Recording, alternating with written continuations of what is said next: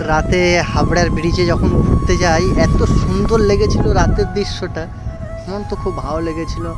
মা গঙ্গাকে দর্শন করলাম এবং হাবড়ার ব্রিজের সুন্দর লাইটিং দৃশ্য, সেই দৃশ্যটা দেখে আমার এত ভালো লেগেছিল। আর কি বলবো বন্ধুরা, আপনাদেরও কেমন লেগেছে আমাকে বলবেন। আরও আমি কত জায়গায় এরকম ঘুরে ঘুরে দিন কাটাই, বিভিন্ন জায়গায় কাজের মাধ্যমে যেতে হয়, তা এরকম আমরা আরও নিত্য নতুন জায়গার ভিডিও তুলে ধরবো।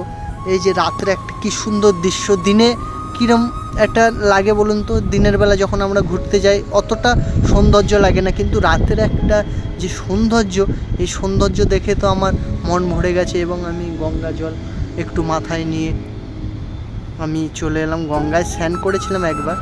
এখন সেদিন রাত্রে বলে আমি আর স্নান করিনি, একদিন রাত্রে স্নান করেছিলাম যেহেতু।